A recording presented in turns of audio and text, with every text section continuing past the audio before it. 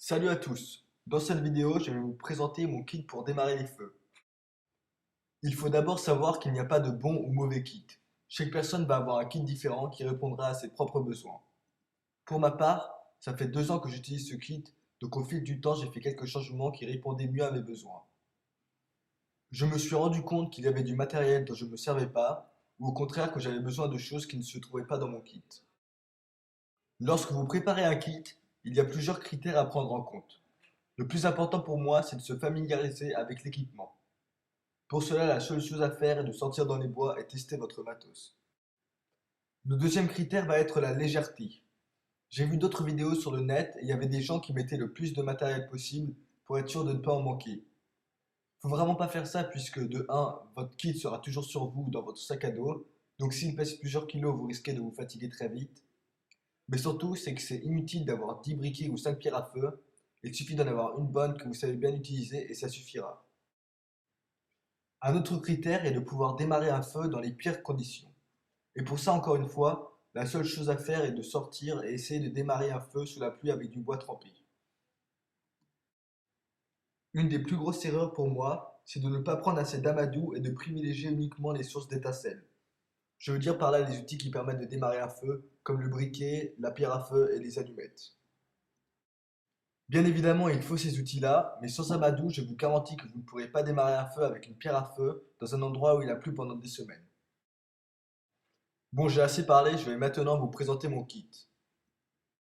Première chose, la pochette est faite en nylon et on peut l'attacher à la ceinture. Ensuite, l'intégralité du kit pèse uniquement 200 grammes. À l'avant de la pochette, j'ai plié et mis de l'aluminium. C'est vraiment super utile. Vous pouvez créer un bol en alu et bouillir de l'eau ou même cuire de la viande dedans. À l'intérieur de la pochette, il y a plusieurs éléments. D'abord, une bougie qui a une autonomie de plus de 3 heures. Les bougies sont très importantes car elles permettent, si vous êtes abrité, de garder une flamme constante et donc de pouvoir démarrer des bois humides qui mettront plus de temps à s'allumer. Ensuite, ce qui prend les 3 quarts de la place, c'est un sac Ziploc qui contient 2 types d'amadou, des boules de coton remplies de vaseline et des allumes-feu. Les boules de coton remplies de vaseline sont très efficaces pour démarrer un feu dans les conditions difficiles. Elles s'allument en une étincelle et brûlent plus de 3 minutes. J'avais fait précédemment une vidéo qui vous montre comment fabriquer ce type d'amadou. Je mettrai le lien dans la description si vous êtes intéressé. Continuons avec la présentation du kit feu. Dans un autre sac Ziploc plus petit, j'ai mis des allumettes spéciales. Ce sont des allumettes étanches qui restent allumées plus d'une minute. J'avais également fait une vidéo sur comment fabriquer ces allumettes étanches. Je mettrai le lien dans la description si vous êtes intéressé.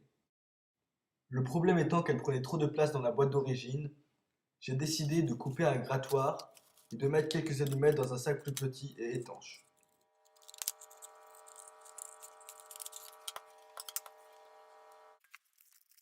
Encore une fois, ça ne sert à rien de prendre 50 allumettes, une vingtaine suffiront entièrement tant qu'elles résistent à l'eau.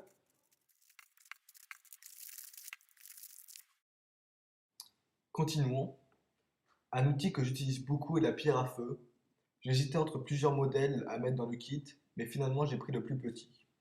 Il est tout de même autant efficace que les autres. Pour finir, l'indispensable, le briquet.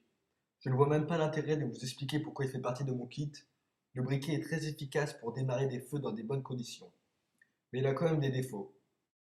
Son utilisation est limitée puisque lorsqu'il n'y aura plus de gaz, le briquet ne marchera plus.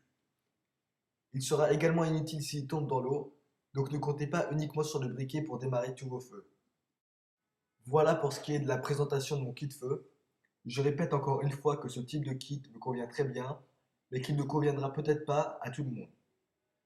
J'espère en tout cas que vous avez pu vous en inspirer. Merci d'avoir regardé la vidéo et n'hésitez pas à commenter si vous avez des questions.